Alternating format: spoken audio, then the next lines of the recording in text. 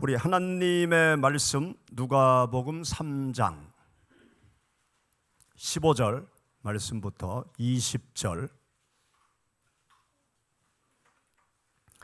누가복음 3장 15절부터 20절 말씀 우리 다 같이 봉독하시겠습니다. 백성들이 바라고 기다림으로 모든 사람들이 요한을 혹 그리스도신가 심중에 생각하니 요한이 모든 사람에게 대답하여 이르되 나는 물로 너희에게 침례를 베풀거니와 나보다 능력이 많으신 이가 오시나니 나는 그의 신발끈을 풀기도 감당하지 못하겠노라. 그는 성령과 불로 너희에게 침례를 베푸실 것이요 손에 키를 들고 자기의 타작마당을 정하게 하사 알곡은 모아 곳간에 들이고 쭉정이는 꺼지지 않는 불에 태우시리라. 또 그 밖에 여러 가지로 권하여 백성에게 좋은 소식을 전하였으나 분봉왕 헤롯은 그의 동생의 아내 또 자기가 행한 모든 악한 일로 말미암아 요한에게 책망을 받고 그 위에 한 가지 악을 더하여 요한을 옥에 가두니라. 아멘. 여러분들과 오늘 함께 은혜 나누고자 하는 본문 말씀은 지난주에 이어 누가복음의 말씀을 통해서 은혜를 나누고자 합니다. 침례 요한을 이스라엘 백성들이 바라보면서 질문을 합니다. 당신이 우리가 기다리던 메시아이십니까? 당신이 우리가 기다리는 그리스도이십니까? 질문을 하죠. 그때 침례 요한은 정색을 하면서 아닙니다. 나는 그리스도가 아닙니다. 내 뒤에 성령과 불로 침례를 주시는 분이 오시는데 그분이 그리스도십니다. 그분의 앞길을 평탄하게 하기 위해서 저는 먼저 온 사람입니다. 그렇게 이스라엘 백성들을 향해서 대답을 합니다. 침례 요한은 여기 본문 말씀을 보면 자신이 누구인지를 정확하게 알고 있는 사람이었어요. 그리고 자신이 할 일이 무엇인지를 정확하게 알고 있는 사람이었습니다. 침례 요한, 그는 어떤 사람입니까? 침례 요한의 부모님들은 지금으로 말하면 목사님이었어요. 목회자의 가정에서 태어났는데 이 침례 요한이 탄생할 때 신비스러운 기적의 비밀이 그의 출생 속에 담겨져 있습니다. 그의 부모님은 목회자였지만 나이가 늙기까지 아무 자녀를 얻을 수 없었어요. 그 사가랴 제사장 엘리사벳, 하나님 앞에 열심히 날마다 간절히 기도했지만 하나님께서 자녀를 허락하지 않습니다. 그러던 중 도저히 더 이상 아이를 낳을 수 없다고 여겨지는 나이가 되었을 때 사가랴 제사장이 성소에 들어가서 하나님 앞에 영광을 돌리는 제사를 인도할 때 하나님의 천사가 나타납니다. 그리고 너의 가정에 아이가 태어나게 될 거다. 그 증거는 네가 이제부터 아이가 태어날 때까지 벙어리가 되리라. 정말 그 성소에서 나오는 이 사가랴 제사장 말을 그때부터 하지 못합니다. 천사의 말대로 이 사가랴 제사장 부부가 아이를 낳을 때 벙어리가 된 사가랴 제사장이 입이 열리고 또 전통에 따라서 조상의 이름을 지어야 되는데 천사가 알려준 침례 요한이라는 이름을 그 아들에게 주게 됩니다. 이러한 탄생의 비밀을 가지고 태어난 침례 요한은 성장하면서 아버지로부터 어머니로부터 출생에 얽힌 신비스러운 이야기에 대해서 듣게 됩니다. 그러면서 나는 하나님 앞에서 어떤 존재인지를 깨닫게 돼요. 그리고 하나님 앞에서 나는 어떤 일을 해야 될지를 깨닫게 됩니다. 그래서 그가 청소년을 지나 청년의 시기가 되었을 때 집을 떠나서 광야에 있는 에세네파 공동체 속으로 들어가요. 그리고 그 에세네파 공동체 속에 들어가면서 절제의 생활, 금욕의 생활을 하면서 신앙 수련을 쌓게 됩니다. 신앙 수련의 과정을 마친 다음에 그는 호련히 이스라엘 백성들 앞에 나타나서 외치기 시작해요. 회개해라. 천국이 가까이 왔다. 회개해라. 하나님의 나라가 가까이 왔다. 곧 그리스도가 오신다.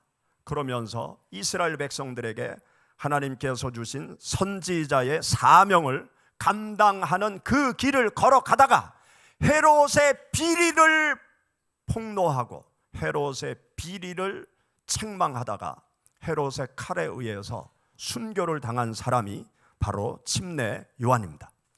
이러한 배경 속에서 성장한 침례 요한은 늘 하나님 앞에서 내가 누구인지를 알았어요.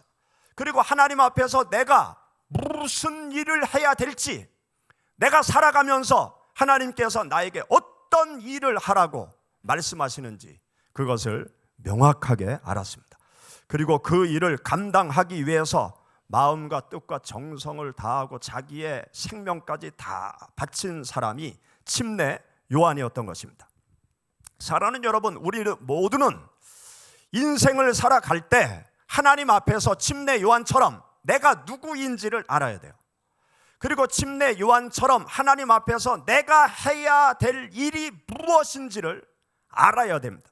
그리고 하나님께서 나에게 주신 그 사명을 붙잡고 우리 모두가 인생의 삶을 살아가야 되는 것입니다.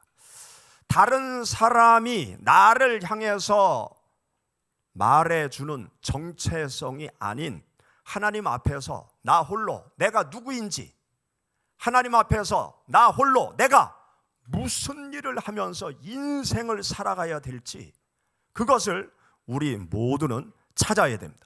그것이 우리들의 인생의 삶에 있어서 너무나도 중요한 것입니다. 제가 신학교 다니던 시절 길거리에 가면 어떤 포스터들이 많이 붙어 있었는가 하면 재림 예수라고 포스터를 만들어서 골목 길거리 여기저기 전봇대의 벽에다가 많이 붙여놨어요. 그래서 여기저기 가다 보면 재림 예수가 엄청나게 많았어요. 전도간의 박태선 내가 하나님이다. 통일교의 문선명 내가 재림 예수다. 그렇게 막 포스터를 붙이고 집회도 하고 난리를 쳤습니다. 그리고 요즘에 와서는 이만희가 나는 영생하는 하나님이다. 신천지 난리를 피우고 있죠. 그리고 요 옆에 KBS 방송국 옆에 하나님의 교회 장길자 내가 하나님의 어머니다. 내 아들은 하나님의 아들이다. 그러면서 난리를 치고 있는 것을 보게 됩니다. 또 저 대둔산 자락에 가면 JMS 정명석 나는 지저스요, 나는 메시아요, 나는 세비요.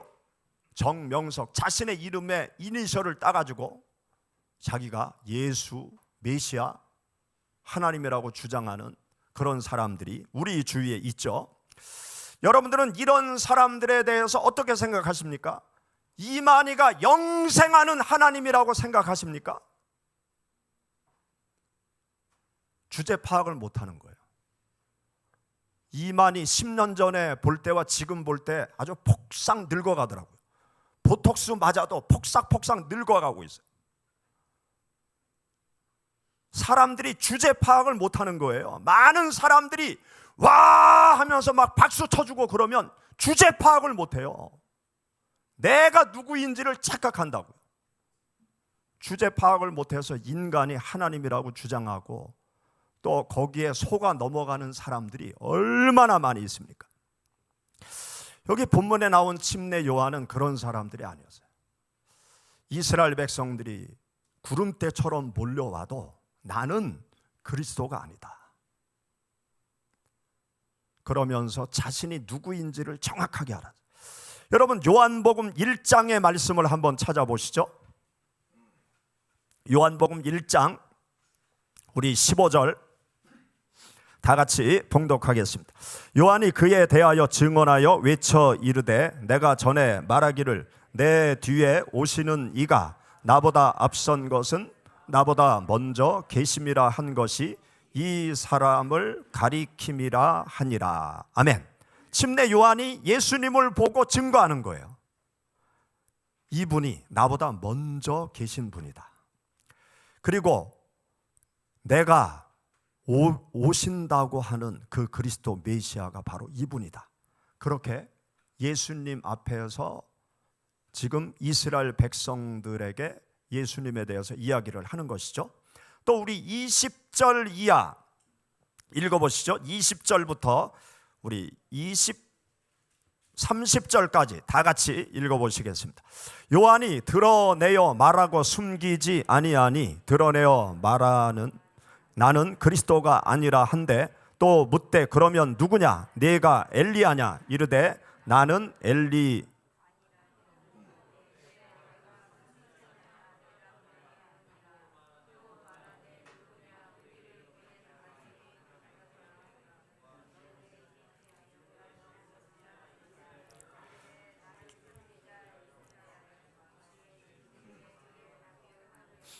소리로라 하니라. 그들은 바리새인들이 보낸 자라. 또 물어 이르되 내가 만일 그리스도도 아니요 엘리야도 아니요 그 선지자도 아닐진데 어찌하여 침례를 베푸느냐.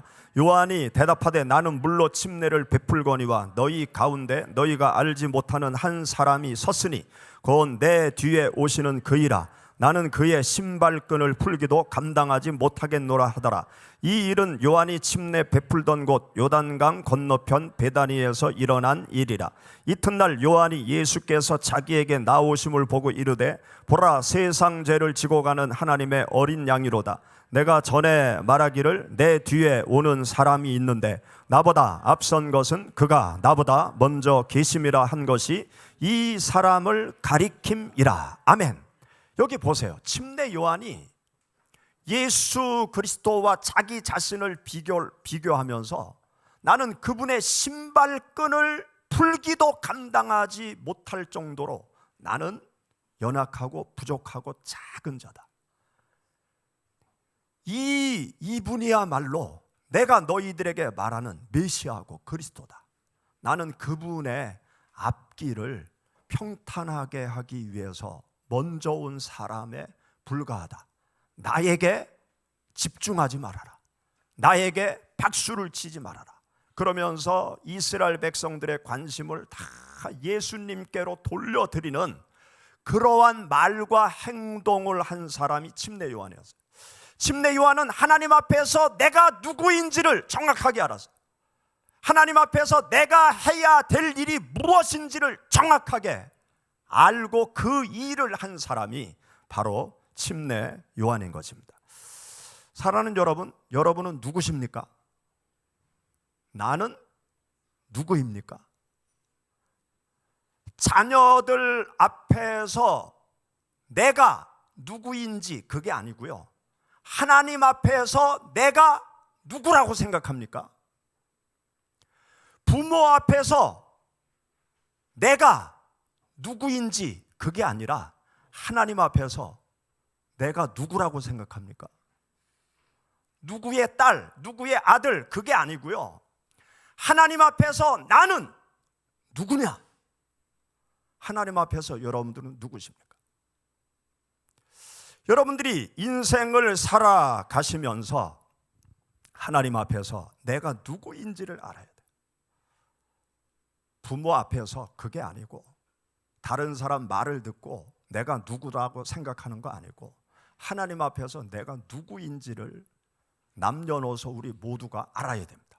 내가 누구인지를 알면서 또 내가 하나님 앞에서 해야 될 일이 무엇인지 그것을 찾아야 돼요. 침례 요한은 자기가 할 일을 분명하게 알았어요. 하나님께서 나에게 예수 그리스도의 앞길을 예비하라고 보낸 사람이다. 자기 자신을 정확히 알았고 자기가 할 일을 정확하게 알았던 것입니다. 일제시대 때 독립운동을 하시던 도산 안창호 선생님은 제1의 탄생은 부모로부터의 탄생이요, 제2의 탄생은 자아의 탄생이요, 제3의 탄생이 있는데 나의 할 일을 찾는 것, 그것이 바로 제3의 탄생이다. 부모로부터의 탄생으로 끝나면 안 되고, 나를 찾는 그것으로 끝나서 안 되고, 내가 해야 될 일이 무엇인지를 깨달아야 된다. 하나님 앞에서, 또 이 시대 앞에서 내가 해야 될 일이 무엇인지를 깨닫는 것이 제3의 탄생이다. 이 제3의 탄생까지 가야 우리가 제대로 된 인생의 삶을 살아갈 수 있는 것입니다. 여러분들, 하나님 앞에서 내가 누구인지를 찾으셨습니까? 하나님 앞에서 내가 무엇을 해야 되는지 찾으셨습니까? 남녀, 노, 소, 어린 아이든 어른이든 남자든 여자든 하나님 앞에서 내가 해야 될 일이 무엇인가? 나는 무엇을 위해서 하나님이 지금 이 땅에서 살게 하시는가? 그것을 우리 모두가 깨달아야 돼요. 미국에 한 여고생이 있었습니다. 이 여고생이 고등학교를 졸업할 때쯤 진로 때문에 걱정을 하게 되었어요. 그런데 부모님에게 이야기를 합니다. 저는 대학을 가지 않겠습니다. 부모가 깜짝 놀라는 거예요. 아니, 왜? 저는 아프리카로 가겠습니다. 제가 아프리카에 가서 국제 봉사 단체가 있는데 거기에 가서 봉사 활동을 하겠습니다. 그리고 아프리카로 갔어요. 자기가 알바를 해서 비행기 티켓을 끊어가지고 아프리카로 가서 고아원에서 아이들을 돌보는 그 보모 봉사 활동을 거기에서 몇 년 동안 하게 되었습니다. 그리고 그 일을 하면서 이 일이야말로 내가 평생 해야 될 일이구나, 그것을 깨닫게 되었어요. 하나님께서 나에게 이렇게 가난하고 헐벗고 굶주린 또 고아로 있는 이런 아이들을 돌보라고 하나님께서 나에게 말씀하시는구나, 그런 확신을 가지고 다시 미국으로 돌아왔어요. 그리고 부모님한테 제가 대학에 가겠습니다. 그리고 관련 학과에 가서 공부를 했습니다. 그리고 대학을 마치고 다시 아프리카로 건너가서 그 고아들을 돌보는 사역을 계속해 나간 한 학생이 있습니다. 여러분, 내가 해야 될 일을 찾아야 돼요. 우리 학생 청년들, 내가 해야 될 일, 하나님 앞에서 내가 무엇을 해야 될지 그것을 찾아야 돼요. 부모가 나에게 이 일을 하라, 너는 앞으로 이런 사람이 되라, 그거 말고 하나님께서 나에게 젊은 날 무엇을 하라고 말씀하시는지 그것을 찾아야 돼요. 그것을 찾지 못하면 끌려다니는 인생, 밀려다니는 인생, 나중에 허무밖에 남지 않습니다. 내 인생은 어디 갔냐? 그런 탄식밖에 나오지 않아요. 나이 드신 분들도 마찬가지입니다. 하나님께서 나에게 어떤 일을 하라고 오늘을 살게 하시는지, 내 자식 키우는 거 말고요. 자식은 짐승도 키워요. 이 땅의 생명체는 다 자식을 키워. 그거는 본능적인 거예요. 그거 말고 하나님이 자식 키우다가 하나님의 나라 오라고 우리를 보내셨습니까? 아니잖아요. 자식 키우는 거 말고 하나님 앞에서 내가 해야 될 일, 그것을 찾아야 돼요. 어떤 수학 선생님이 은퇴를 하게 되었습니다. 그런데 은퇴를 하기 전에 이 수학 선생님이 은퇴하는 날, 그 다음 날 독일로 가는 비행기 티켓을 미리 끊었어요. 그리고 은퇴를 하고 그 다음 날 아내와 함께 보따리를 싸고 독일로 갔습니다. 독일로 왜 갔느냐? 독일의 선교사님에게 가서 선교사님들 자녀, 그 자녀들에게 수학을 가르쳐 주기 위해서 은퇴한 바로 다음 날 독일로 가서 유럽에 있는 선교사님 자녀들을 전부 불러 모아서 수학을 방학 동안 가르쳤습니다. 그분은 10년이 넘도록 여름방학, 겨울방학 자기 돈 다 들여서 전 세계를 다니면서 선교지에 찾아가서 선교사 자녀들에게 수학을 가르쳐 주면서 하나님 앞에서 제2의 인생을 아주 행복하고 기쁘고 보람 있게 지금 생활해 나가고 계십니다. 사랑하는 여러분, 하나님 안에서 나의 할 일을 찾는 것, 그것이 나를 찾는 거예요. 나의 인생을 가치 있고 보람 있게 만들어가는 비결은 무엇이냐? 많은 돈을 버는 게 아니에요. 많은 부동산을 갖는 것이 나의 인생을 보람 있고 가치 있고 행복하게 만드는 것이 아니에요. 하나님 안에서 나를 찾고 하나님 안에서 내가 무엇을 해야 될지 그것을 깨닫고 그것을 붙잡고 열심히 나이가 젊든 나이가 들었든 하나님이 부르시는 그날까지 하나님께서 나에게 맡겨주신 일을 감당하면서 열심히 살아가는 삶이야말로 가장 아름답고 가치 있고 보람 있고 행복한 삶이라는 사실을 여러분들 아시기 바랍니다. 제가 지난 12월에 독일에 집회를 가기 위해서 아부다비를 거쳐서 독일로 가는데 아부다비까지 한 10시간, 11시간 걸리더라고요. 너무 지루하잖아요. 답답하잖아요. 그래서 일어나서 그 통로를 왔다 갔다 하고 또 들어와서 앉고, 그래서 그 이코노믹 속에 이렇게 앉았다 일어나려고 하면 이게 좁으니까 앞에 의자를 붙잡고 일어나서 나오고 그랬어요.